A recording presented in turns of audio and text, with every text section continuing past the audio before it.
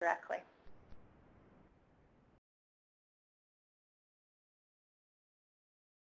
Okay, great. Well, we'll go ahead then and officially start the webinar. And we're going to be recording today's session, so I'm just going to go ahead and start the recording on our audio line, and then we'll get started.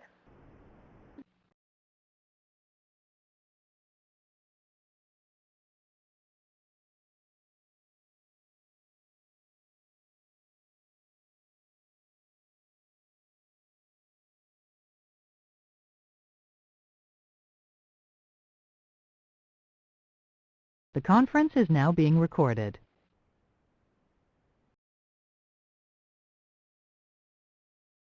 So welcome everyone. My name is Stacey Barter. I work with BC Healthy Communities, and we're one of the partners in this webinar series along with Northern Health, hosting this webinar series called the Citizen Series for Health.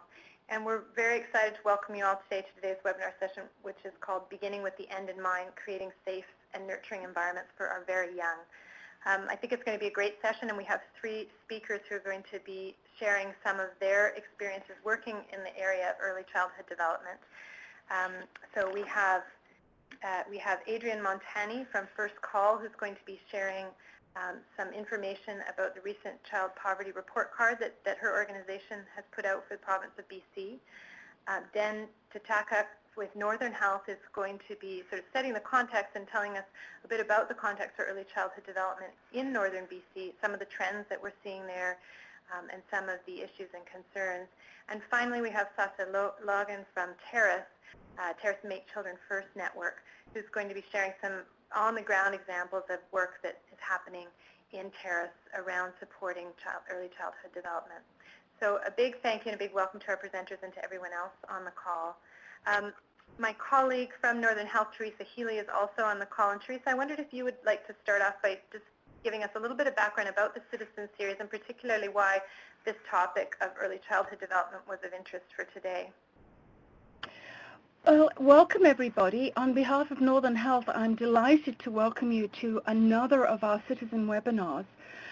This is an initiative of Northern Health under our Healthy Community Development umbrella and under the auspice of Population Health.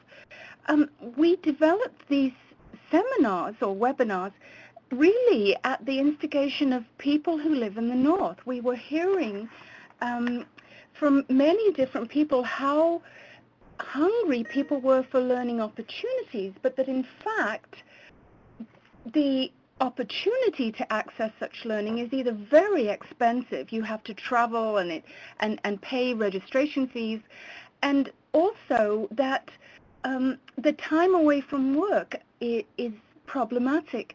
Also, if you're a practitioner in a small community and you're the only public health nurse, and you know there's nobody to take up the slack while you're gone, it makes life very difficult.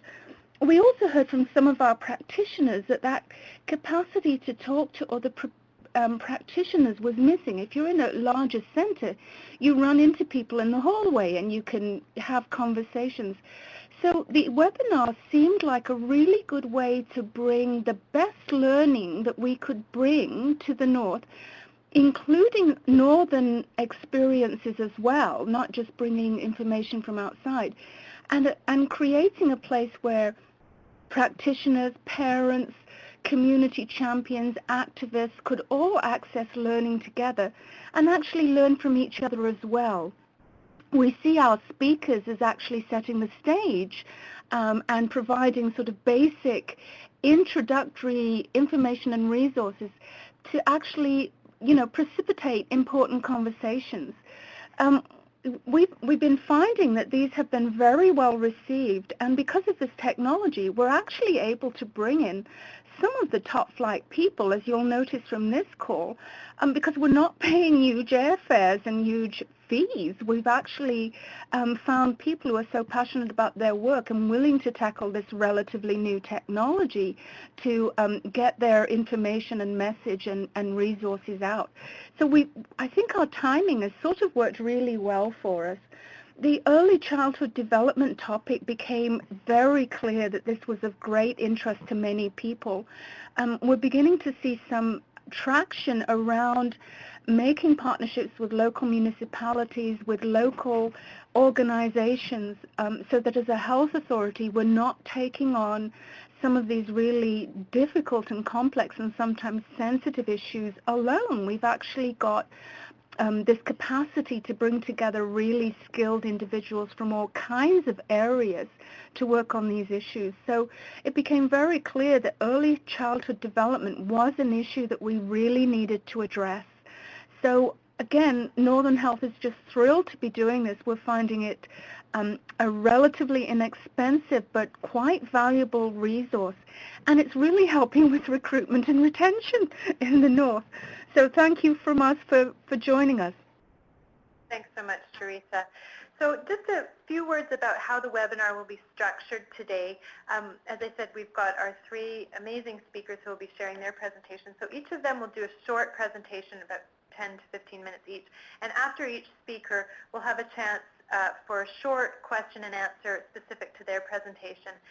And then following the speakers panel, we'll have an opportunity to have a larger group dialogue and discussion. And we really want this space to be an opportunity for dialogue. So really encourage your participation. As we said, there's multiple ways that you can participate. We'll leave space at the end of each of the presentations for you to verbally ask your questions, but also at any point, feel free to use the raise hand icon to let me know if you have anything you'd like to add to the conversation, or you can type into the chat either to everyone or to me, the host, to let me know that you have a question, and we'll definitely bring that forward if you have any comments or ideas to add to the discussion. Just a couple technical things, a reminder to our presenters to, you need to click the sync box in order for everyone to be able to follow along at the same time as you. And we do have a few people on the line who are participating via teleconference, so if you can just give some verbal prompts as you move forward. And so we're going to start today with a presentation from Jennifer Tkachuk from Northern Health. And she's going to share a little bit about the bigger picture of early childhood development in the North and some of the trends that we're seeing there to kick us off. I think this is going to be great to sort of set the context for some of our further discussions. So Jennifer, I'll turn it over to you and look forward to it. Thanks, Stacy. Can everybody hear me okay? Yep. So I was given the huge task of summing up the context of early childhood development in about 10 slides. So I'm going to try and cover as much information as I possibly can, but really this presentation could be quite lengthy, so I've shortened a lot of the information necessary. Just a little background about myself. My name is Jennifer Tkachuk. I am the Children First Manager located in Prince George, working for Northern Health, and I was an early childhood educator for 10 years prior to taking this position. So I'm very passionate about small children and families. So I'm going to start us off with some ECD foundational information. Child development begins even before birth, as many of us know. A healthy pregnancy and positive early childhood environment are crucial to normal physical and mental growth. Experts in the field compare brain development to the architecture of building a house. You need to build a strong foundation during the early years to ensure that you have a solid structure in the future.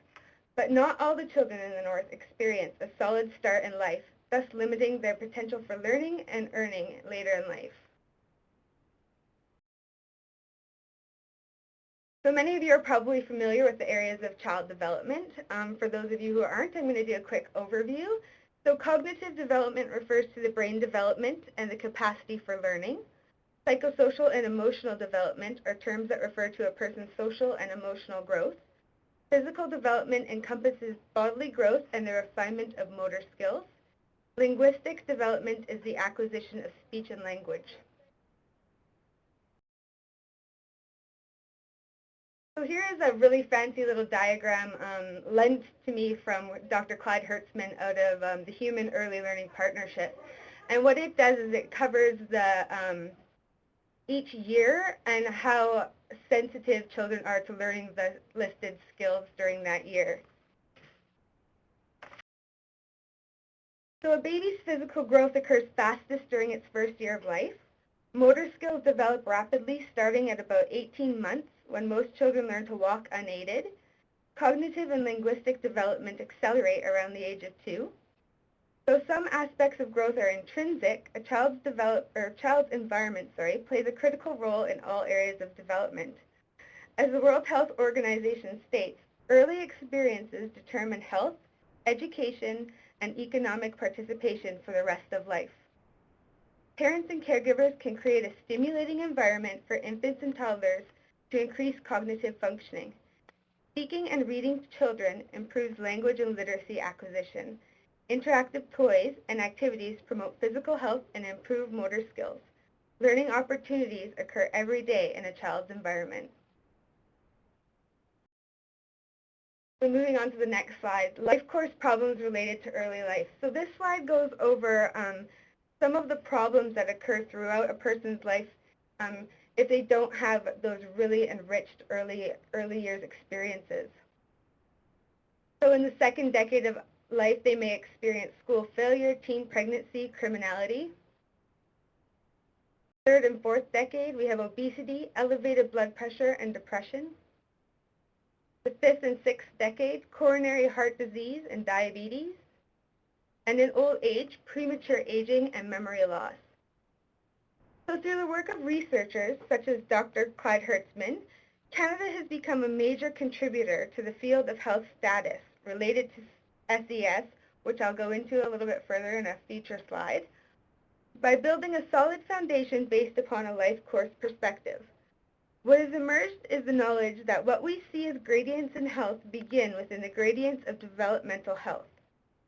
Canada has led the international world of research on how the physical, social, emotion, language, and cognitive development in early life has direct links to the health outcomes later in life.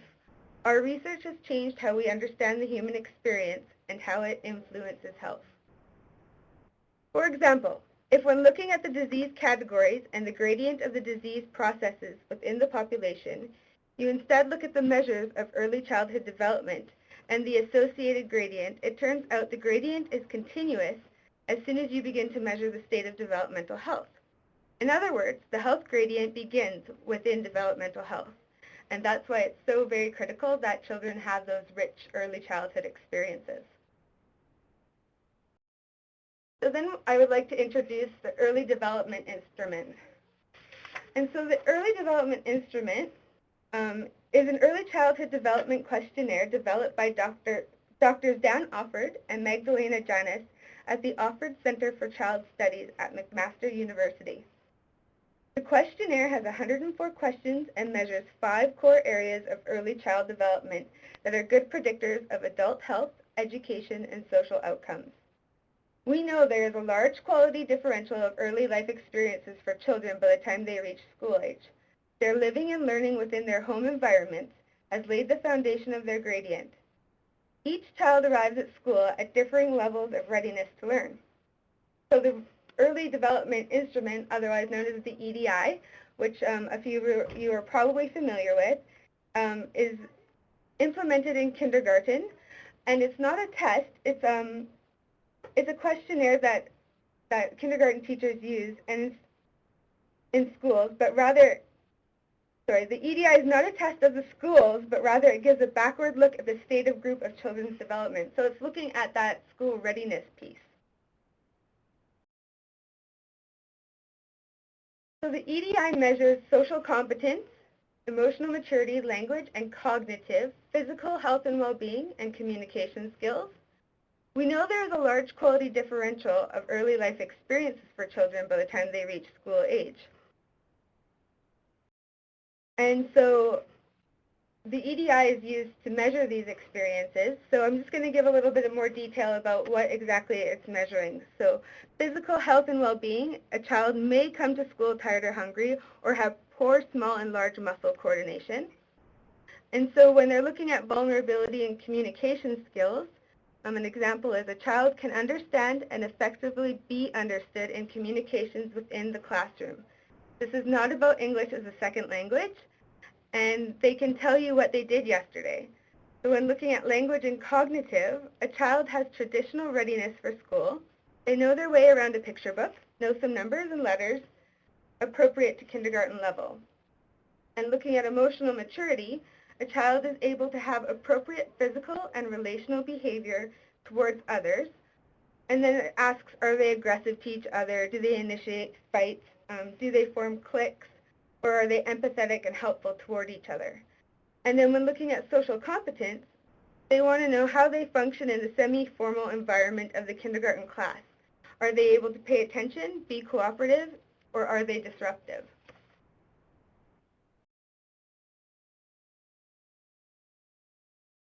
So this slide has a lot of information about socioeconomic status, which I referred to in a previous slide as SES. So when socioeconomic status is used to describe a variety of social and economic conditions within a geographic area of residence. For example, income, employment, and education are most commonly used to determine the general SES of individuals, neighborhoods, or communities. Other factors also have important effects on SES, so that includes ethnicity, language, and citizenship, etc.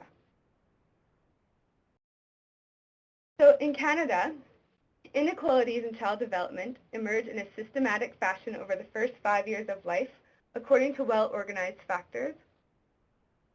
Family income, parental education, parenting style, neighborhood safety and cohesion, neighborhood socioeconomic differences, and access to quality childcare and developmental opportunities. So these are all also impacting a child's development.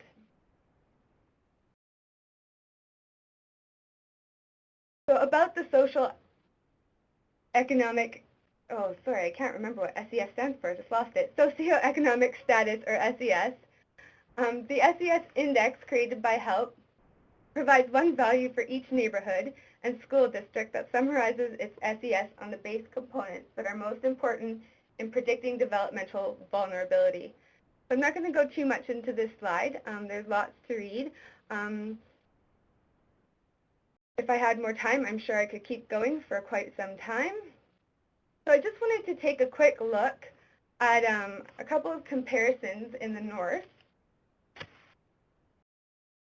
And so we're looking at the 2001 SES, and I just randomly chose 3 northern communities. So we have Prince George, right here, and then we have Peace River North, and then we have Prince Rupert. And so if you look at the chart to the right, you'll notice that Prince George has average SES, and Peace River North is most advantaged, and Prince Rupert is most disadvantaged. So that means that they're rating lower in the socioeconomic status in those areas. And then in comparison to 2006,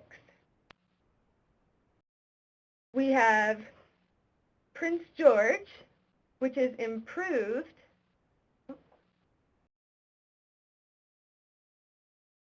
tricky green arrow. Prince George, which has improved in the sense that it has moved up to an advantaged SES status. And we have Peace River North, which remains the same at most advantaged. And then we have Prince Rupert, which also remains the same at most disadvantaged status. So what does that mean in comparison to the EDI scores? So in the fourth wave of the EDI, if you get a chance to go on the HELP website and actually take a look in greater detail, you'll notice that you can pull up each community's summary, and they're based on, I believe it's either health areas or school districts. And so we're looking at Prince George, and we have Prince George right here. And if you look at the percent vulnerable scale to your right, you'll notice that 29 to 34% of children entering kindergarten in the Prince George area are vulnerable on one or more scales. And then when you look at the Peace River North area, so Fort St. John, Dawson Creek, Chetwynd area, you will notice that 35% and above of children are vulnerable when entering kindergarten. And over in Prince Rupert, we also have 35% and above children vulnerable. And so when you compare that to the Peace River North area, which is considered most advantaged in socioeconomic status, and then you compare Prince Rupert, which has most disadvantaged in socioeconomic status, but is also rating most vulnerable on the EDI, it's kind of an interesting and perplexing question as to why that's happening. So, like I said, in the North, there are good and bad news EDI stories. Troubling is the large variation of vulnerability scores from one area to another, and the lack of overall net progress of early childhood development since the inception of the EDI 10 years ago. We see vulnerability rates sneaking up or remaining relatively unchanged over time. And so, like I said earlier, it really brings that question, why is it that an area such as Peace River North, which is considered mostly advantaged in their socioeconomic status, still has 35% and above for children who are vulnerable when they enter kindergarten? And so this table right here, I won't go into great detail with this table either. It compares all of the waves that were taken of the EDI. So starting in wave 2 and going to wave 4. This information is actually quite interesting, and I highly suggest you all take a chance to go on the Human Early Partnership website and actually see how your community is doing and if you've improved or if you've not improved so much, and really take a look at the socioeconomic status as well.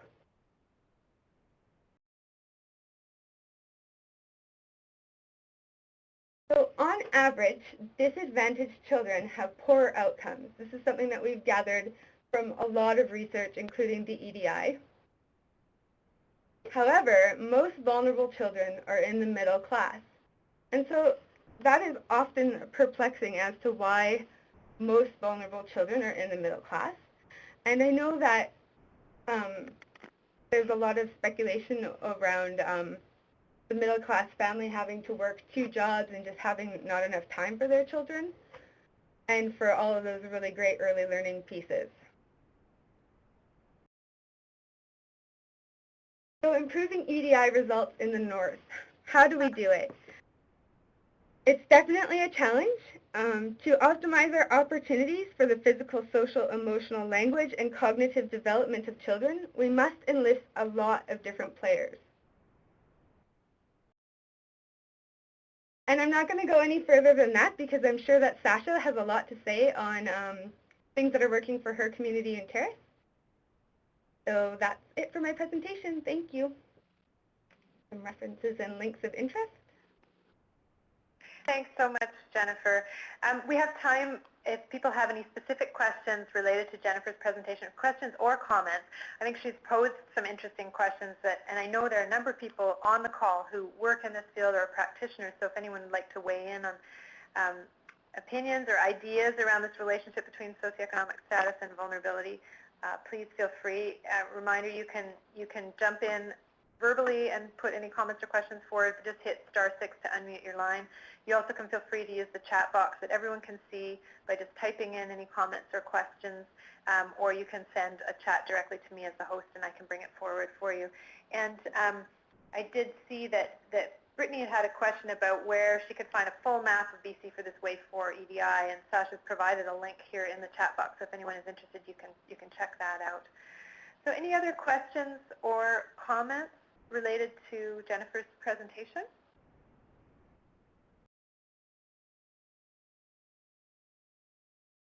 Okay.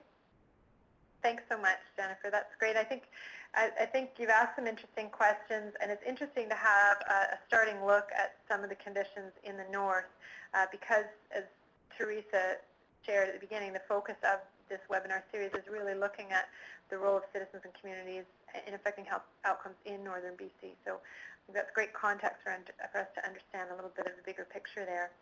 We're going to move on now to introducing Adrienne Montani from First Call. And First Call is an organization that recently released the BC Child Poverty Report Card. And so Adrienne will share a little bit about some of the themes that came out from that report card and how this relates to early childhood development. So welcome, Adrienne. I'll turn it over to you. And I'll just pull your presentation up now. It'll just take me a second here. Okay. Thank you. Can everyone hear me? Maybe I'm muted. No, I can hear you. Can hear you. You can hear me? Okay. All you need to do is really mute yourself. Right. Right. Okay. Well, thank you very much for the opportunity to talk with you. I'm going to start with a very, very brief review of First Call, just in case you're not at all familiar with us. Just a chorus of voices. How many of you have heard about First Call before? I Yes? have. Yes. A few? Okay. And Adrian, sorry, I just want to remind you to press the sync button for when you advance your slides, and when you do start moving through the slides, to verbally prompt for those who are following along manually. I'll do that. Thanks. Yes, thanks. And if you want to straw vote, just ask people to put their hands up. Oh, right. Okay, well, it was just, I just sort of wanted an idea if I'm talking to people who already know what First Call is and does, or if not. But I'm not going to spend a lot of time on anyone because I want to get to the report card. So I'll just quickly note that we're a coalition, a provincial coalition focused on children's rights, children's well-being. We have about 90 partner organizations. Many of them are provincial or regional organizations, either service organizations or in health. It's our health partners tend to be groups like Public Health Association of BC, the Population Health Department within Vancouver Coastal Health, Health Officers Council, Children and Women's Hospital, Dietitians of BC, BC Pediatric Society, Mental Health Association, those kinds. So that's, and then we have social workers and people in education. So part of the focus of having a coalition like First Call is to bring people from the different domains or different service areas, so health and education and child protection and early childhood and youth and family support, and bring those all together to hopefully unite our voices in support of good public policy that will help children grow up healthy and strong. And it's all based, of course, on the UN Convention on the Rights of the Child. And when First Call, now why isn't it advancing? I wanted to advance the slide. I'll use it. There, okay. Started, we did a bunch of research, of course, into population health and some of these information that Jen's just been sharing about what helps children grow up healthy and strong and what doesn't, and came up with this agenda of a really strong commitment to these four things. So strong commitment to early childhood, our focus today, really strong focus on the need to support youth in their children in their transition into adolescence and adolescents in their transition into adulthood, because those are times of vulnerability and not everybody navigates those successfully. And there's a whole range of things. So that would bring in the whole K-12 education focus as well as youth services and that kind of thing. The third one that, again, I'll be focusing primarily on linking it to early childhood is increased economic equality, because we know, again, what Jen's just been talking about, and I'll be talking about the impact of low income and inequality, as not just low income, but income inequality on families and on children's growth and development. And then safe and caring communities, which is a much broader one, but maybe of interest to you in BC Healthy Communities, because that's everything from our communities, child-friendly, youth-friendly. Do they encourage participation? Do they support families with children? Are they violence-free? And are children and youth safe in those communities? So the range of topics we discuss under everything from corporal punishment to urban planning. So that's the scope of things we try and look at in First Call, and bring that united voice together so that we really have three very particular goals around that: to educate the public about what children need for support, and encourage people to support resource allocation for their well-being, their services, and their well-being, so that they can maximize their potential. We want to use evidence to convince people. We want to mobilize people around that evidence, and then we use that, hopefully that mobilization and the evidence, to affect public policy. So that's ours. So I'm going to the next slide now. That's First Call, and at the end, do you have any questions? I'd be happy to. And we're a nonpartisan coalition, I should say that. We have regular monthly meetings and put out a weekly e-blast that you're welcome to get on it. You know, we circulate our own research and others' research, and calls to action to do some interaction with your elected representatives and that kind of thing on different issues. So getting to the question of poverty, why do we want to focus in particular on keys 1 and 3, or early childhood and income inequality? We do host an early childhood development roundtable as well. That's one of the things. It's about 6 times a year, and you can participate by telephone. It's not the most satisfactory, but you're welcome to participate by telephone. because we have discussions with people in the early childhood field separate from the larger coalition meetings, particularly about the importance of early childhood and what are the key policy issues we want to either be in dialogue with government around or urge them to act on certain things or do some public education around. And we try and provide that provincial support as much as we can to early childhood children first and success by 6 and that kind of tables around the province. And then we publish this child poverty report card annually, and we're part of a provincial BC Poverty Reduction Coalition, and we host a campaign called the Living Wage for Families campaign, and I believe Michael McCarthy-Flynn, our campaign organizer, has been on an earlier webinar to discuss that one. That is primarily a campaign focused on Metro Vancouver, and I'll refer back to it again because there's a reason why we landed on that particular campaign is important for us to focus on. Just to echo a bit what Jen was talking about, why are we talking about child and family poverty or income inequality when we're talking about early childhood development? It's because that research is so incredibly strong that family socioeconomic status stands out as pretty much the primary marker for health disparities or health inequities among Canadian children and youth. And we know that both poverty and income inequality are really a key social determinant of health really for everybody across the life course, but especially it starts with childhood. And I think you're probably aware of that list of poor outcomes that poverty and social exclusion can create. Heightened vulnerability to, and I think Jen had the decade chart there, so the low birth weight as a start and ill health, higher rates of chronic disease, developmental behavioral problems, lower educational achievement, obesity, etc. And so, not a prescription that this will happen to you, but your vulnerability is much higher if you've grown up in poverty. And we know that these risks are even greater for younger children and also for the longer the duration of time spent living in poverty. So I'm going to skim through some of these charts over the next few slides from the report card to paint kind of a statistical picture and highlight some of the trends from the data over the years, because this is what shapes our advocacy and our messages to and advice to government. So the first chart I'm showing you here is the low-income cutoff, or we call it the LICO after-tax measure. But there's several measures you can use to measure child poverty, but this one is one that government likes to use sometimes. And so it shows that we are the worst at 12% on this measure of all the provinces, and we're higher than the Canadian average as well. If you want to look at it across, now this is using the before tax. We jump around a bit. Sometimes the sample size is smaller for certain of the things we're looking at, like under 6, populations under 6, or children in single female lone parent families, those kinds of things. So then we have to jump to the before tax data because the sample sizes are a bit larger.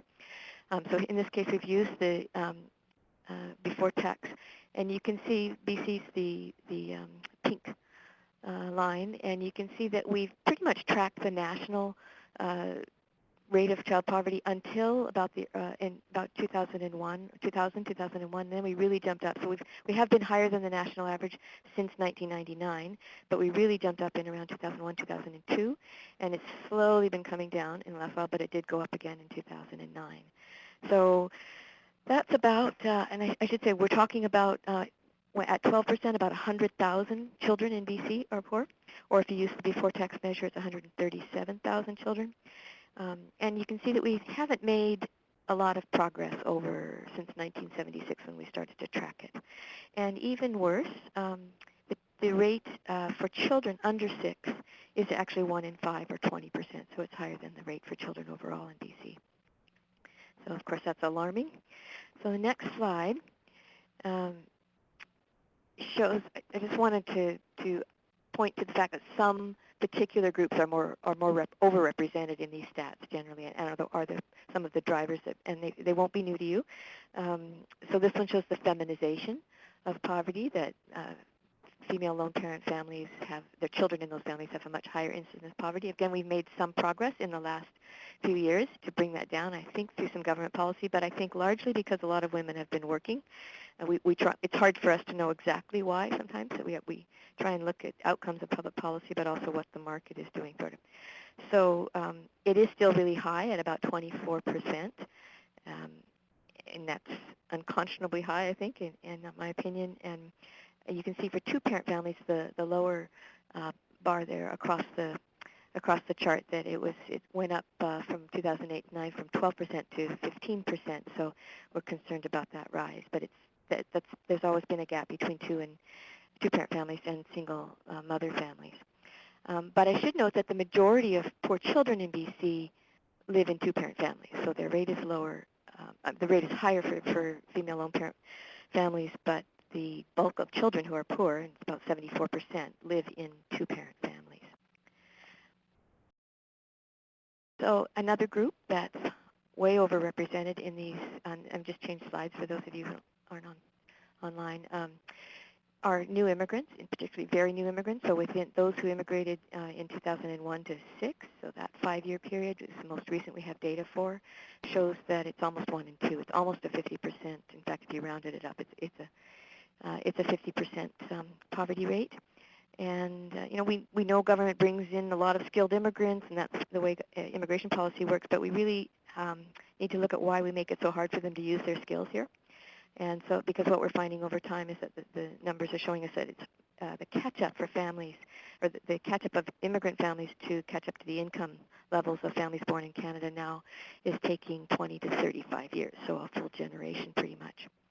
We also know that Aboriginal children, and this would, I think, be of interest given the demographics in the north as well, way overrepresented in both BC's and Canada's poverty stats. Currently, in Canada at about 36%, or about 1 in 3, or actually more than 1 in 3, Aboriginal children are poor. And we know that's really conservative because the survey data we use from Stats Canada doesn't include on-reserve families. So we're missing a giant chunk there, and that you'd know would add some to those stats. The other two groups that I don't have graphs or something for here, but are children in racialized, or what used to be called visible minority families, and children with disabilities are also have higher poverty rates. And that there is a graph in the report card if you want to take a look at that. So going to the next slide. One of the trends we noticed over time, and this relates to why we ended up working so hard on a living wage for families policy campaign, is because we could see that the majority of poor children, actually the vast majority of poor children for many years in BC have parents who work at least part-time or part of the year. But this graph that I'm showing you here shows that 48% in BC, and again we're the highest in Canada on this measure, had at least one parent employed full-time full year. So that's that question of what are we asking parents to do? They're doing what governments and others expect them to do. They're working, and that they're still poor. And so it leads to discussing what is producing that kind of poverty in the market, and it's obviously low wages for the most part when it's full-time, full-year work. So that's why we have this interest in living wage campaigns and other strategies to raise wage levels. Because we know that women have gone into the workforce. We have a lot of families with two parents working, and they may still be below the poverty line sometimes. If they were both working at minimum wage, they would be if they had more than one child. So the next slide, I wanted to just talk a little bit about the depth of poverty. Because we're always looking to reduce the incidence of poverty, and we're also looking to reduce the depth of poverty. Those are two different measures. And so if we can bring people up closer to the poverty line, that's better, even if we haven't quite lifted them out of poverty. So in this slide, I think I might have missed, let me see if it's in here. Yeah, sorry, it's jumping for me. I just want to stay there. Okay. This is for families on income assistance. I've mentioned that most poor kids live in working families with parents in the labor force, but for those who are the poorest of the poor often, it's those on income assistance. We have appalling welfare rates in this province and many others. And you can see they're about 40 to 50% below the poverty line if you're on income assistance. And I know actually that's much worse even on reserves and stuff where they're getting their income through a different system. It can be even less than that. So the depth of poverty for a family of 4, for instance, on income assistance in BC would be about $20,000 below the poverty line. And for a single parent with one child, it would be about $11,000. And then if we look at the depth, so this next graph on the next slide looks at the depth of poverty for all families who are poor in BC. And you can see it's average. We haven't made a lot of progress on this over the years. We're averaging between $10,000 and $15,000 in depth of poverty, pretty much, for both two-parent and lone parent families. So, and this is, I wanted to just go back to welfare for a sec. that's particularly significant, I think, for the North, because I was doing a bit of looking at the stats, and the rate of children under 15 on welfare is almost double the provincial rate. As of the stat I had was from September 2010. I don't know if that's changed since then, but that I think raises a real concern for the North. So the depth of poverty overall is significant, and we're always looking for government policy like the child tax benefit, which does help this bring it up even more and bring people closer and if not above the poverty line. So then if I want to talk just a bit about growing income inequality, because we know that relative inequality in rich countries in particular is particularly corrosive to social development, to society, and to children. So this graph just shows that the poorest 50% of the population, or if we divide the entire BC population with children, parents with children, into 10 deciles, the bottom 5 deciles, their total income fits into less than a quarter of the pie. And the richest 10%, their share of the pie is more than a quarter. So you can just see that income inequality illustrated there. And another way to look at it is in this next slide. This is looking back over 20 years from 1989 to 2009, and you can see that the dollar figure of average income gain for that richest 10% was almost $90,000, whereas the poorest 10%, probably thanks to government programs, income support programs or credits and things like tax credits, managed to get a whole $828 ahead over 20 years. And these are inflation-adjusted dollars, whereas the second, third, and fourth poorest deciles actually lost ground. So that's that thing about losing the middle class, where just people are dropping out and not keeping up with the cost of living. And I think, so this is sort of what the Occupy movements are on about. This is some of the numbers behind that the inequality is really growing.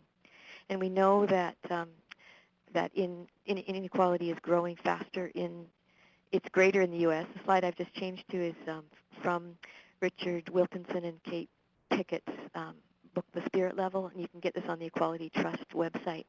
But because this is just the one on child well-being graphed against income inequality, but you can see Canada's sort of in the middle of the pack, but the outliers on the bad end are the high inequality in the U.S. and the lower child well-being, and the positive examples are the Swedens and the Nordic countries, basically, who have high, really good child well-being measures, outcomes, and a small level of income inequality. So they do things because we know government can make a difference. They do some things through government policy that reduces their poverty rates and their income inequality substantially. So there's lots of empirical research around in this book and other places by Wilkinson and others. He's a real leader on this. If you haven't read it, I highly recommend his book. Lots of empirical research about how corrosive inequality is in rich societies, and particularly to children's well-being. But I mean, all the social ills you can think of: infant mortality, the status of women, trust in other people, higher rates of addiction, mental illness, homicide rates, violence, incarceration, obesity, you name it. It graphs almost straight across on levels of inequality. It gets worse the greater the gap between the rich and the poor. So it is important for us to pay attention to. And we know, I'm going to one more slide here, that we know that the government can make a big difference. So I just want to illustrate the importance of government help here. So what this graph is showing you is that if it was just market income through investments and wages and that kind of thing, for instance, in BC, we would have had a poverty rate of almost 25%, a child poverty rate of 25%. But there are government programs in place. There are child tax benefits and healthy kid programs, and so anything that or GST rebates, et cetera, HST rebates, those kinds of programs help bring that down a little bit, but we could do much better. Other provinces have done better than us, and if we look at other countries, again, like the Nordic countries, they bring their child poverty rates from similar market poverty rates, but down into the single digits, into the 5% and the 4% and that kind of thing. So we could do better. And last, just wanted to talk quickly about to illustrate that point about we could do better, if you want to look at the history of what we did with seniors' poverty in Canada. So seniors used to have higher rates of poverty. Through public policy, we said there's going to be OAS and Canada pension plans, and they're going to be this way. And we dramatically reduced, over a number of decades, the rate of seniors' poverty in this country. We could do the same for children if we had the political will and the public behind it.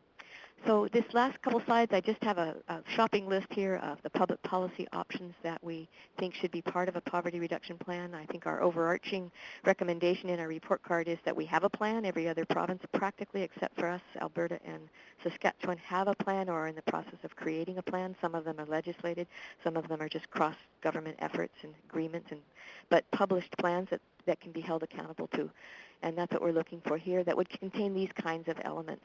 So raising welfare rates for early childhood, particularly interested in a publicly funded quality child care system, because we know good quality early learning and care environments make a big difference to kids and help overcome some of the disadvantages they might be facing because of their socioeconomic status. We want to see the minimum wage up, lots of stuff around wages here.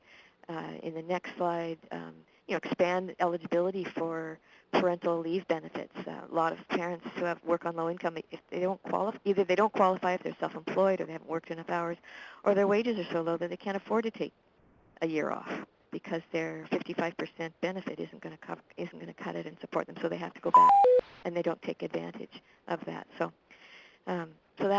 those are some of the things. I won't go through them all here. I think I'm close to my time here, so if you have questions about any of those policy recommendations, let me know or ask some questions.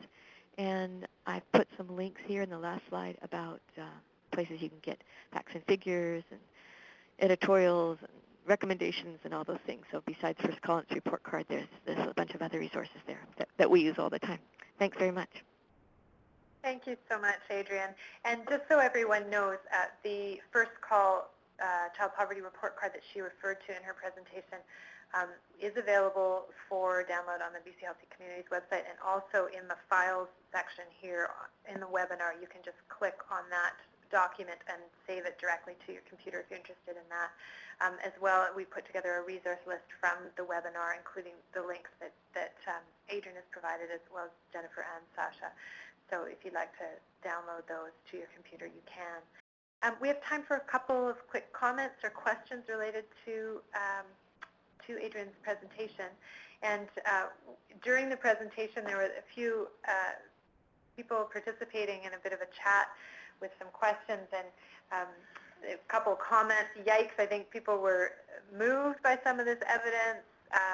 Sometimes I think it's a bit shocking and even can seem a bit overwhelming. And one of the questions was, when we look at the weight of this evidence, how do we not get depressed? And I think it's a really relevant question. How do we find opportunities for action? And one question I'd like to throw out, Adrienne, is given that this series is focused on the role of citizens and communities in influencing health outcomes, where do you see the opportunity for citizens or communities to influence these kind of trends?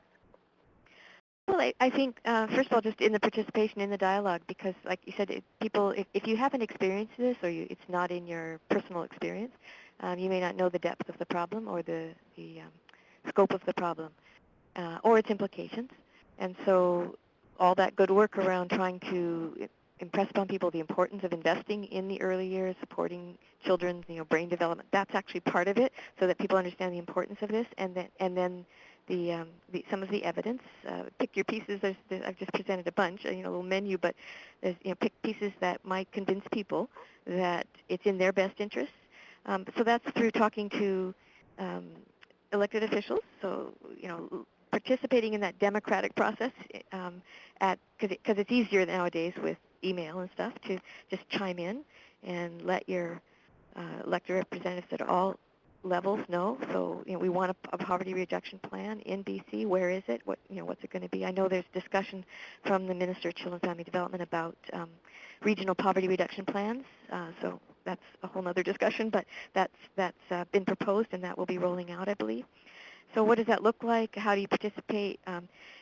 Often it's, I think, trying to get all those people around the table, and again, you know about this, trying to get champions, say, in the business community who will help speak to those who maybe aren't always convinced because they haven't experienced this, or they're not convinced that there's a way to approach this through, people have preconceptions around welfare, and if you make it too generous, everybody's going to want to be on it, and those kinds of things. So it's how to let people know that actually there are other examples of people doing much better on a lot of these things, and there are good examples of why welfare, when it was increased in, or things tweaked, like you can stay in school on income assistance in Newfoundland, Labrador. Suddenly they had a number of people able to get off income assistance and become self-supporting because they weren't trapped there. So those kinds of policy discussions really make the biggest difference for people. And I have to just say, it's not the charity response. Charity response is great, but that's not what's going to make the big difference for lots of people. Sorry, I went on too long there. No, not at all. Thanks, Adrienne. I think you raised some really important points, and I think the role of citizens and communities in being involved in advocacy and participating in shaping policy is a really critical component. So I think that's important to raise. Any other quick questions for Adrienne before we move on to our next presenter? And we will have time again at the end to have a more open dialogue and discussion. And again, I'll just remind everyone, just *6 to unmute your line if you'd like to throw in any questions or comments, or you can feel free at any point to type in questions or comments to the chat, either directly to everyone or directly to myself as the host. Okay, well, thank you again, Adrienne. We'll move on to our next speaker, who actually has been a speaker on one of our previous webinars as well. So welcome back, Sasha Logan. Sasha's here today wearing a different hat than she wore last time, representing the Terrace Make Children First Network, to talk a little bit about some of the work that's been happening on the ground in Terrace. And I think she's collaborated to put together this presentation with one of her colleagues, Amanda Annabelle, and share some of the things they're doing there. And I'm excited about hearing what you're up to, Sasha. You always do such amazing work, and I think it's important for us, especially in the face of some of the trends that we're hearing about, to hear about great work that's happening in communities that really is making a difference. So look forward to your presentation, and I'll turn it. A reminder to press the sync button to enable us to follow along with your presentation, and to give some verbal prompts for those who are following along on the teleconference. Okay, well, thank you very much, Stacy. It's really exciting it's exciting and frightening to be back on the webinar, honestly. But it's such an excellent medium, and thank you very much to Northern Health and everybody who put this together, and you, Stacy, because I know it was always a challenge, and you seem to embrace it so well. This is a really exciting topic, and I was also very excited to collaborate with Amanda. Amanda is a ECE. She also has an infant-toddler specialty, and she's one that set up Strong Start Center here in Terrace, in one of the schools, and worked there for, I believe, 3 years. And then she went on maternity leave, and now with her son and other children opened a little schoolhouse daycare in her home, and really is somebody who models very high standards and constantly pushing herself and with that everybody else to do better. And she remains a mentor for the Strong Start coordinators in our area, and very much connected with that. And so it was really exciting that we got to collaborate on preparing the presentation, even though it was a bit of always last minute, as everything we tend to do. But that makes things more interesting. And my name is Sasha Logan, and I work for Terrace Make Children First Network as the early years community developer, and more seeing the work as following up on presentations by Jen and Adrienne is trying to help the community understand the importance of the early years. So I'll just advance the slide. Oh, there we go. Oh.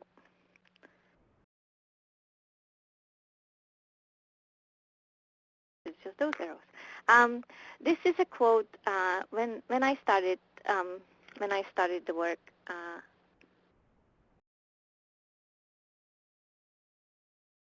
Collaborate. Okay. I just advanced there, Sasha. So we're on the slide that says the prosperous society is one which. Is that correct? That's correct. That's correct. It jumped one more. It's just going to play with me here. This is my background. comes from, I studied in Prague School of Economics, system analysis, and so looking at it from sort of looking at the early childhood from more of the outside perspective. And this quote that is adapted from 0 to 6 document from 1997 and talks about what's a prosperous society. And really, it lays it so clearly that I think we all wonder why we are not there yet.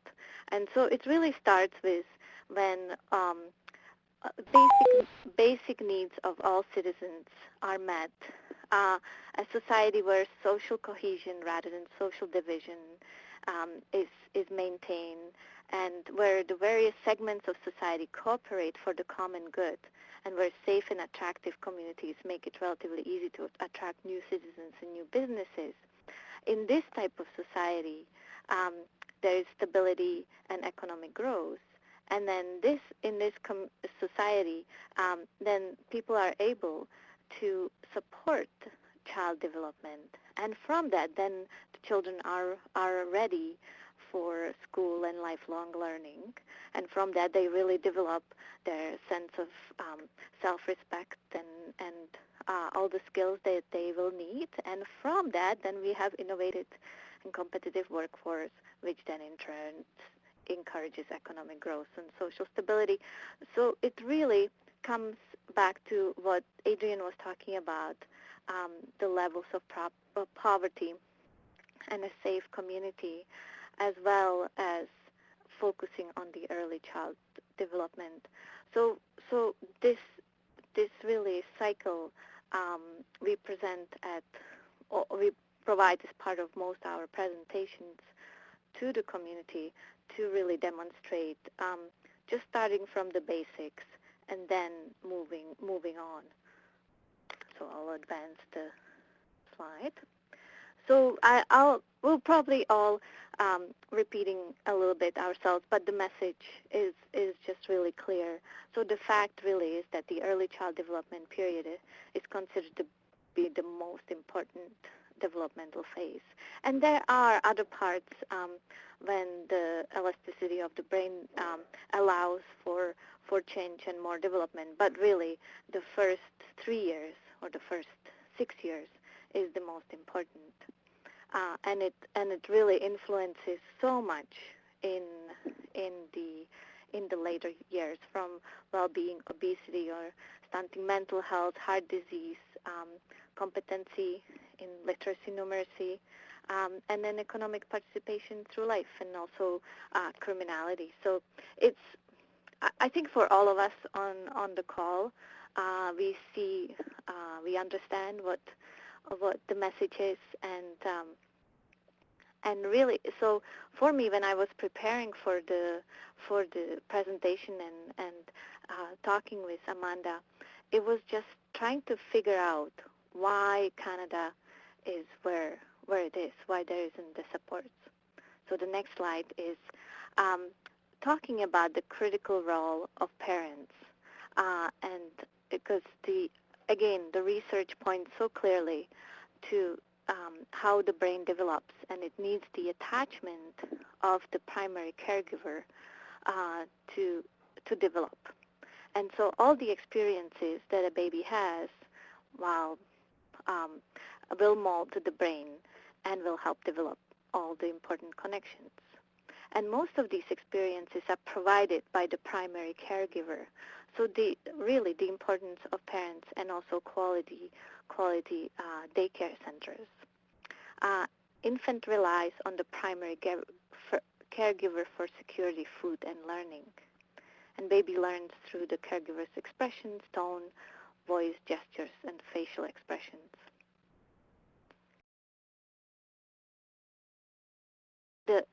So the environments where children grow up, live, and learn matter the most for their development.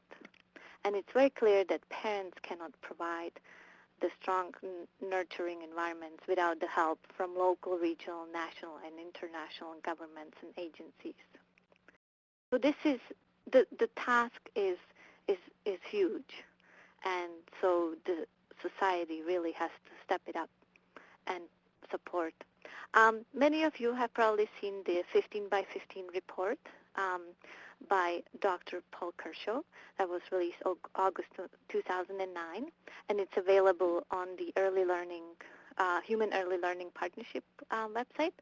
And so the proposed Smart Family Policy really talks about supporting more time, so that would be parental time, parental leave, resources in terms of supports for quality childcare and community supports, anything from the local coalitions to additional supports for parents. So you can really look at the report in more detail. Okay. So where is Canada? Which is again based on all the research, it is surprising and somewhat shocking to look at it. And so in 2006, the OECD released a report. So this is the International Organization for Economic Cooperation and Development, released a report called Starting Strong 2, and ranks Canada last among all the developed countries in terms of access to early learning and childcare spaces, and last in terms of public investment. And I was really, even economists in Canada present a very clear case for investment in early childhood. And so it was really interesting to find this quote that explains. I think I was looking at it. Why we not? Why is the government not investing more in early childhood education and care? And it really looks at still sort of the view of the market, and it's the role of the parent as a primary. This is a parent's job. It's not looking at it as an investment as a society in its own future and health. So so Canada's indecision about, because it's as you know, it's been kind of going, maybe we will not. Indecision about whether early childhood education and care should be publicly funded or remain in the private field may stem less from lack of knowledge about the advantages of investment in early child services than from adherence to an economic orthodoxy that sees the state as a residual provider of services, intervening only when markets fail. And most early childhood experts argue today that the quality of care purchased in free markets is generally inadequate and in many cases dangerous to children's development and future productivity. So I think maybe it's time to make the case that the market is really failing, and then it's time for Canada to invest properly on the same level as the other developed countries, because it's the only way to increase properly the economic growth and sustain it in a healthy way that would help so much. So anyway, so this is sort of a little bit of a repeat of what Jen and Adrian were speaking about too, and now to get a little bit to what we are trying to do in Terrace. And just looking at it, I think the disparity is definitely there, sort of feeling like, what can we do? But children are still born and they need our support. So on local levels, at least trying to look at what we can do. So I have provided two examples of areas of community initiatives that we worked on, or we work on in Terrace. So one of them is the child-friendly communities, and this is not something that happens overnight. So over the last 3-4 years, we have been working with our local government and the local communities on looking at increasing accessibility to programs. This could be anything from even sidewalks and entryways. The city actually started a committee, the name escapes me now, but I'll think about it, to look at seniors and people with disabilities and also young families to make the city more accessible. In a partnership of number of organizations, we actually brought Dr. Susan Crowhurst-Leonard in 2008 and held 2-day conference looking at cities for children, cities for the future, and we looked at of the models for how child-friendly communities help support child development, and also why we are where we are, especially in North America. And also we looked at specifically at tariffs and what could happen, which was actually really, really useful. And some of the recommendations and some of the things have been somewhat implemented. Others we are still referring to it and working on it. And just before the municipal election in November of last year, we again, a number of partners came together and hosted Child and Youth-Friendly Terrace Community Dialogue, and we invited candidates from the local government, so city council and mayor, and also school trustees. And that was a really good dialogue. We used open space and World Cafe for people to come up with the topics and then summarize them into four or five different groups, and then people had an opportunity to discuss the topics for about half an hour, and then they moved to another group. And what we did, we actually closed the dialogue by each of the candidates having about a minute to summarize what they heard or their commitment to children and youth in the community, which was actually really interesting. And I would recommend doing this because we had a really high participation of the candidates because they were keen, and it was a different way of engaging them as opposed to just having a forum where one person is speaking. You could observe the candidates in action a little bit, and we now recorded their commitment to children and youth. So, and the whole idea is to make the community more caring, see children and youth as important, valuable in the communities, looking at policies when they are being implemented, so they recognize that children and youth, and primarily their families, that they have an easier access to services in the community. Take it in consideration, and then also maintaining the creativity and playfulness within the community, and how helpful.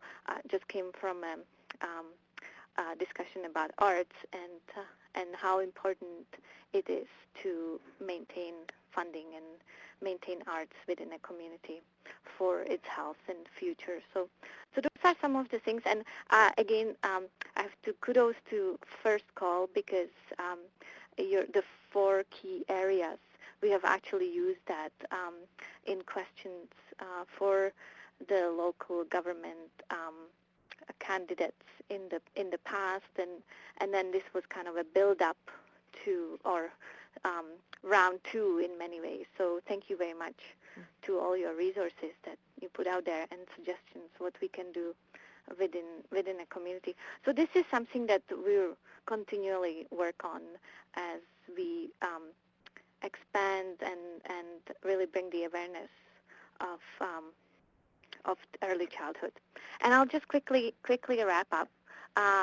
One other initiative that we work on is the Early Years Family Fair, and we hosted 6 of them, and they are all free. All the organizations collaborate. We share information and activities, and there's also an area for prevention screening. It's great, and really all the agencies in Terrace come forward and are very generous and provide so so many activities and information. And I'll just skip the next one and then go to the last page that has some links and where you can find more information. The Early Years Community Development Institute is a brand new organization that came from the initiative of Children First across BC, 6S by 6, Human Early Learning Partnership, and United Way. So it's very exciting, and there'll be lots of webinars and information on there too. But yeah, I better wrap it up, and thank you very much. Thanks so much, Sasha. As I said, I'm always impressed by all of the amazing work that you do in Terrace, and it's always really interesting to hear about different initiatives that you're involved with there. We have time for a couple of questions or comments specific to Sasha's presentation, and again, just *6 to unmute your line, or you can type in a question or comment. And I'll just flag a couple that came up that were sent to me during the presentation, Sasha. There was a question, I think you referenced a report, a 2009 report.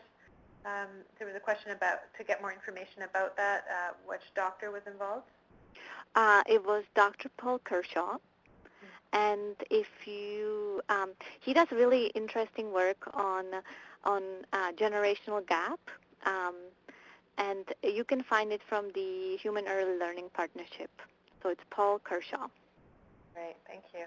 And again, just want to flag to everyone else on the call that the links that Sasha has provided are also in the document that we put together, a list of resources that you can download directly to your computer if you're interested.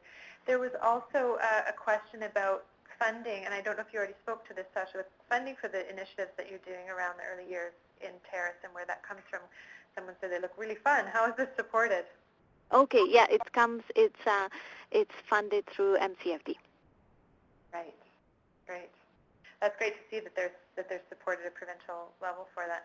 And it's interesting, you know, as we're moving through the three presentations, the focus on the importance of policy and working with policymakers is really coming through very strong. So that's an interesting consideration, again, linking back to the role of citizens. Any other questions or comments specific for Sasha?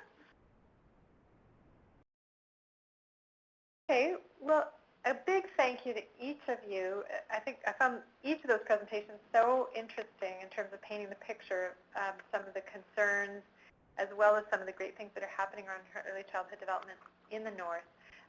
We want to take some time now to open up the dialogue and really create a space for everyone to participate in the conversation. And so please feel free at any point to jump in with questions or comments either on the phone or by typing into the chat. We put together, when we got together to prep this webinar, we did a little brainstorming about what we thought would be interesting to discuss to sort of kick off the conversation. So I've just pulled up some discussion questions just to sort of kick us off and ask each of our panelists to maybe share their thoughts around it. But I'd really like to invite everyone else on the call. As I said, I know that we have a lot of people on the call who work in this field, who are parents, who live this reality every day, and we'd love to hear your experiences. We also know there's a lot of great work that's being done in northern communities, so if you'd like to share some of what's happening in your own community or challenges or concerns, please do bring that forward because it really helps us to understand the bigger picture. So the first question, just to kind of kick us off, I'll put out to each of our panelists and to everyone on the call. I guess it's really about specifically looking at northern, rural, and remote communities. What do we experience as some of the specific challenges and some of the unique opportunities around promoting healthy early childhood development? So how is this different in northern, rural, and remote communities? So I'll open that up maybe first to our panelists and then to anyone else on the call. So Jen, I don't know if you'd like to start us off with your thoughts around that. What are some specific challenges and opportunities that are unique to the context in the North? I think in the communities that I've worked with, it's the geography is one of the biggest challenges, and a lot of trainings around early childhood development seem to happen in the Lower Mainland. So I know that opportunities like this get together on a webinar is really helpful for us northern folks who are, I don't know about everybody else, but it's minus 30 still in Prince George, so it's been really miserable here all week. So it's good to have these types of opportunities.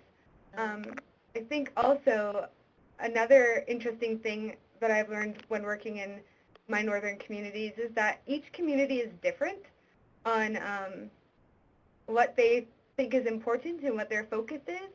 And just to really respect that, and just I think that when I go in to work with northern communities and rural, remote communities, just really making them the experts on their communities and listening to what they have to say. But each community in the north is doing great things. It's just a matter of how we share with each other and how we're promoting that to our communities so that everybody has that awareness. Yeah, absolutely. And just while you were speaking, Jen, there's a couple of comments from other folks on the line. Shirley saying, yeah, being spread out over 10 communities is a challenge. And Maureen, who's the new ED of the Fort Nelson Family Development Society, saying that one of the challenges, as you highlighted, Jen, is accessing training and having that kind of networking, and also highlights that staffing is a challenge. Shirley or Maureen, did either of you want to speak to that anymore? You just hit *6 on your phone if you'd like to unmute your line. It's Shirley speaking. I've been doing it for a while, and we just make it work, but it probably always will be a challenge. And 10 communities, you've always got the players changing in each community, so it's hard to stay on top of it. Mm-hmm. And Shirley, what's your role that you're working across these 10 communities?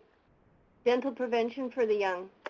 Okay, right. So yeah, and I know I hear all the time from colleagues that work in the north in a lot of different contexts of community development that the geographic distance is definitely one of the big challenges for sure. Maureen, anything you'd like to add? Oh, she's online, and we're researching training opportunities and staff bringing back the information. Great. Adrian, any thoughts? I know in your presentation you did have a look at some of the stats related to the north. Mm-hmm. Any thoughts about specific challenges and opportunities that you see? Well, I actually started to do that research when I was looking at high rates of immigrant poverty, and that's one of the rosy pictures. I mean, the immigrant population or new immigrant population is quite small in the north, but, compared to the lower 40 or whatever we're called down here. But that opens up opportunities for immigrants because their income levels are actually a better profile than those the new immigrants in the Lower Mainland or in other more urban settings. So I think that's about opportunities perhaps for immigrant professionals who are prepared to go work in the north. That was just one little bright light. But the other stats that I looked up, I'm pretty sure you're all familiar with because I got them from the health sites, BC Stats, but the health authorities, or what do they call them, health areas, local health areas.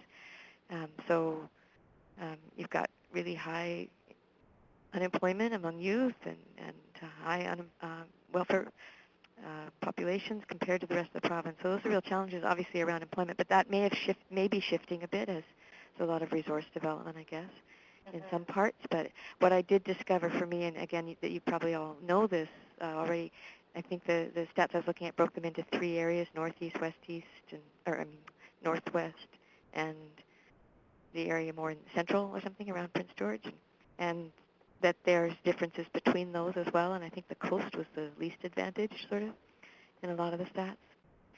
Interesting. Thanks for that. And and that's an interesting you're highlighting about some of the different trends around immigrants in the north. And Sasha, how about you? Any thoughts related to this question about challenges and opportunities? Mm-hmm. Yeah, the geographical distances. I'm sure that Shirley and others spend more time getting from place to place sometimes. Must feel really frustrating. But I would maybe one opportunity. Being in a smaller town or in our smaller communities, you sort of feel you're more connected. After a while, it sort of makes it easier to talk to policymakers and decision makers, and also too, it's it's almost like we have more opportunities to be active because there's not that many people. So I find that um, people are stepping up quite a bit too, which then can lead to burnout as well because there's not that many people.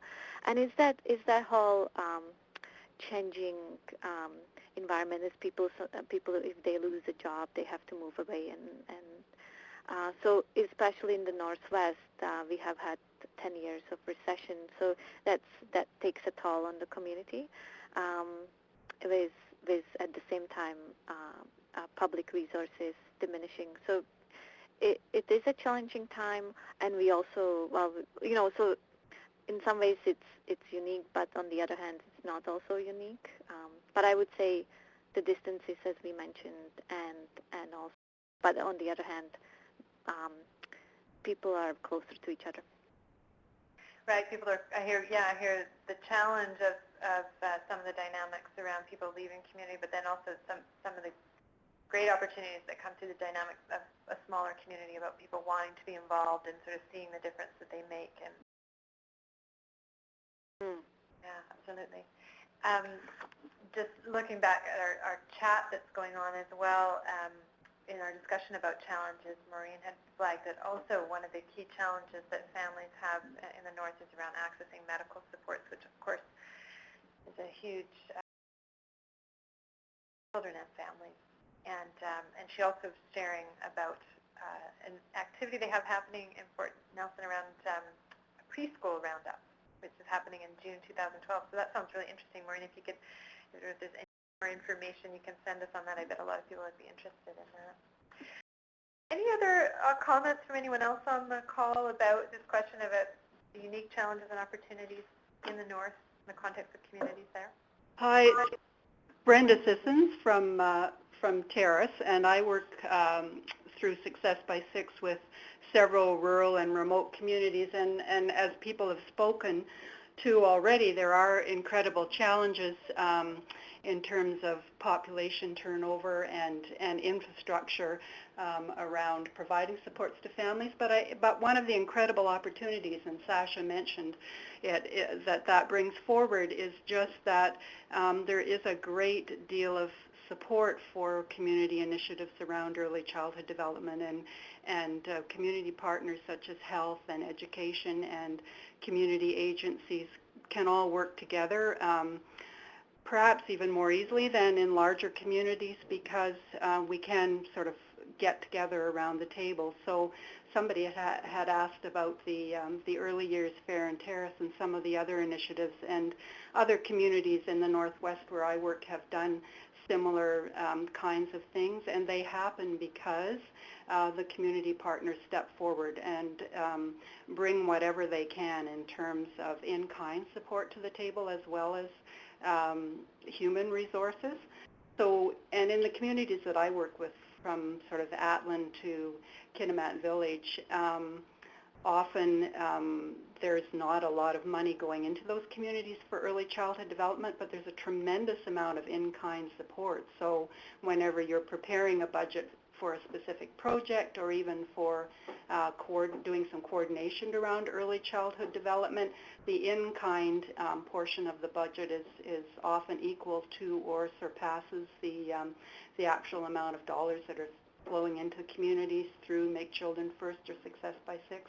So it is challenging doing this work in the North, but I think the opportunities to work together are sort of part of what makes it work, and also the continuity, because community agencies and health and education have come together over a number of years to provide things like the Early Years Fairs, the Salmonberry Fairs in the Nass, the toddler fairs in the Hazelton area. And so as families come to depend on those, we're seeing an increase in their comfort level in accessing services that will support them in providing healthy early childhood experiences and in getting some of the services they need. So they're getting to see the providers, the service providers, the speech and language pathologists, the folks like Shirley who come out to those fairs and make make sort of getting the information that parents need and the support that they need non-threatening. So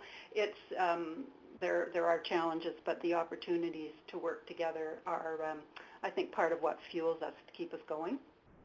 Thanks for sharing that, Brenda. And I certainly have seen that in many small communities, that often they are the ones that really do rally together, and it's amazing. I'm thinking of a particular community that I work with here on Vancouver Island, and just how people, just as you said, people rally together to contribute whatever they can to make community initiatives fly and be really successful.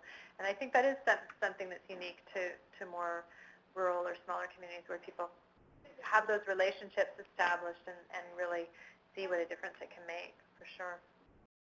Anyone else want to comment on this question about challenges and opportunities in the North?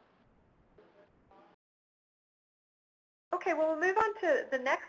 The next question is sort of a provocative one, and of course there's no right answer, but it's just to kind of get the dialogue going.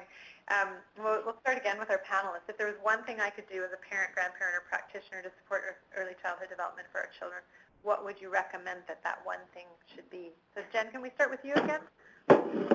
We won't hold you to it if you change your mind tomorrow. Absolutely. I think the one thing that I would recommend is get involved. Find out what your local early years tables are doing and just make it your business to know things.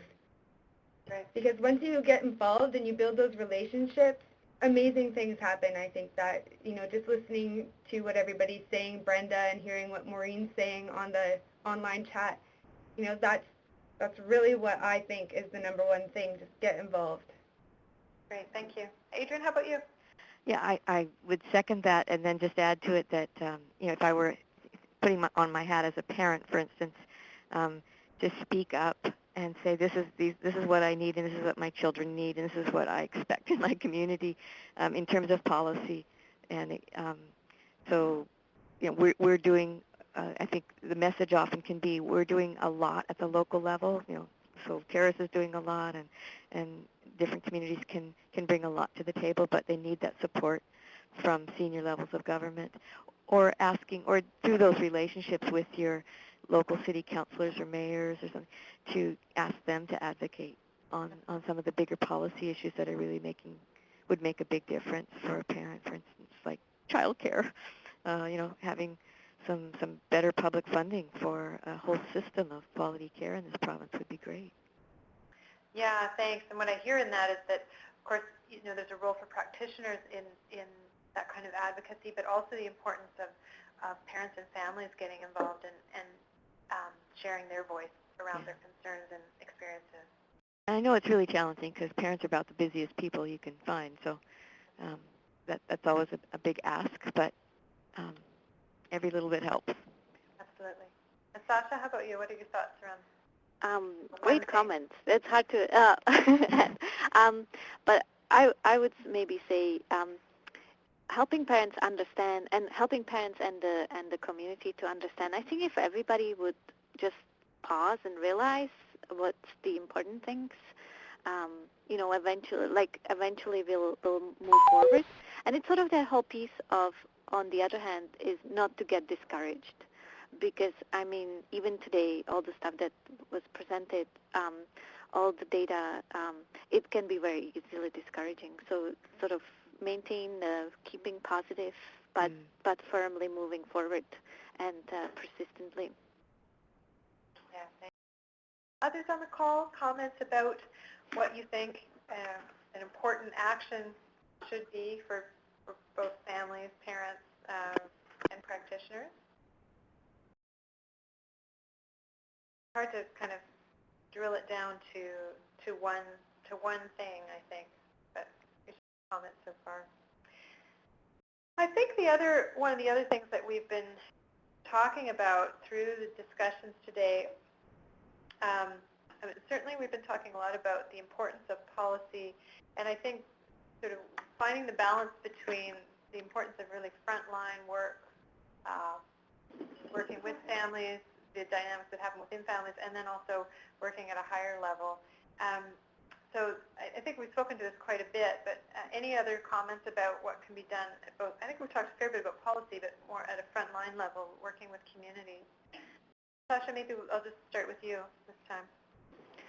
The frontline level. Well, it was interesting having a conversation working with Amanda, who works on the front line, and I just admire her commitment to quality and always educating herself and educating parents also in what are some of the things to ask while looking for a caregiver and a child care center. So it was really really the striving for top quality and always sort of pushing herself. So that's what I really admired and appreciated. Yeah. Adrian, any thoughts about this? What do you see as the role of kind of frontline practitioners? I know that your work focuses more on the policy level, so maybe comments on either.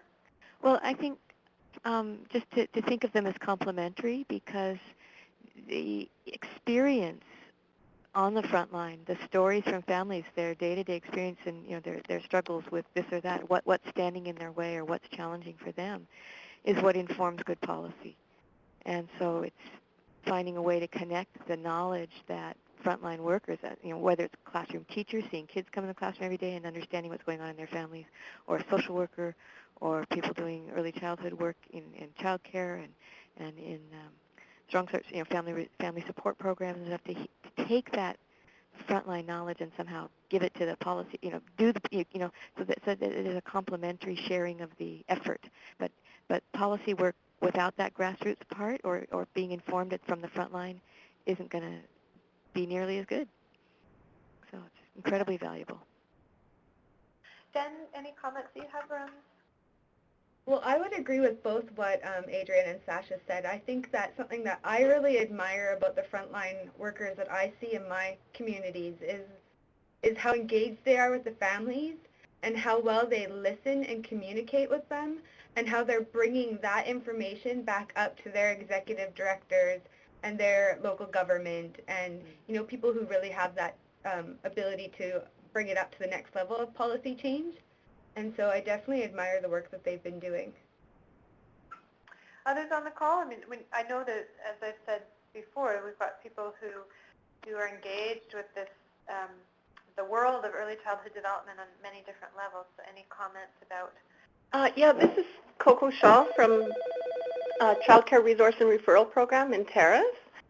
And I just think it's really important from a policy level, from a frontline level, and from parents and grandparents level that we really value the experiences that children have in the early years, not as a precursor to going to school or their adulthood, but to really value those years for what they are, for the quality of life that children are having each year and month of their life.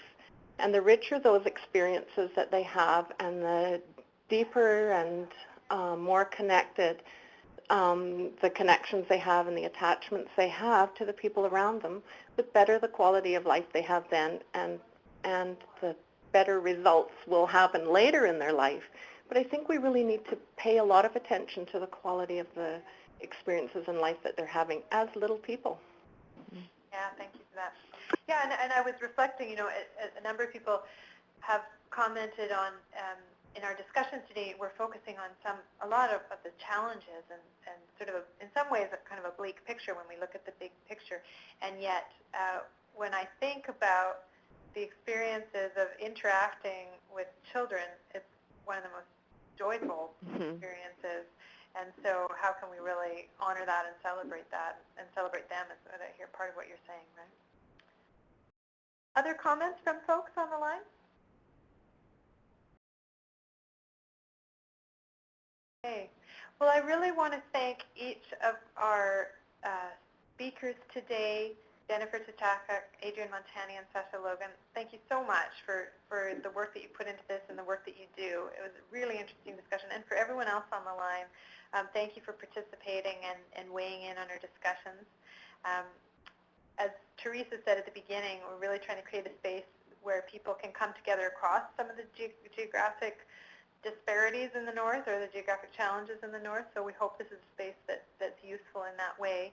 A couple of quick things before we wrap up. Just a reminder that here on the webinar platform, you can access the presentations and some of the resource lists and some of the resources we've referred to by just clicking on them and saving them to your computer. They're also on our BC Healthy Communities website, and you can access them there after the call. And following the call, you'll get an email just with a very short feedback questionnaire. We'd love to hear your thoughts about today's session, and any ideas that you can give us for future sessions are really helpful, because we're always looking ahead to what would be an interesting topic for future webinars. So we do really look at those and appreciate your comments if you don't mind taking a couple of minutes. Teresa, are you still on the call? And I'm wondering if you would like to say any closing words for today about today's session and where we're off. Yeah, yes, I would actually. This has been fascinating. I must tell everyone, this is the first time we've used this Adobe Connect platform. We were using a different platform, and I would like to say my experience today, Stacey, being part of the conference on this Adobe platform is so much better. I've really enjoyed the things going on in the chat boxes and the points that people are sharing. It's been quite inspiring. At the same time, you know, to see people responding to the things the speakers are bringing up, it's just quite wonderful. And I do want to thank everybody, the people who shared questions, and certainly our presenters for tackling this topic. I think Jen said it best at the beginning, you know, how much time it would actually take to do justice to this topic. But I must say our presenters did exemplary work in giving us the, you know, the sort of meat and potatoes and the gravy that we actually needed to walk away replete and thoughtful and reflective. So thank you, everybody. Thank you. Thanks again, everyone. And as I said, you can look in your email for a follow-up email about this. Our next webinar is going to be in April, I believe, and it's focusing on healthy retirement. So you can stay tuned for more information about that. I think that's going to be a really interesting session, and we hope some of you will be back to participate in that. And many thanks, and have a great day. Thanks a lot. Thank you. Okay. Thank you. Bye. Thank you.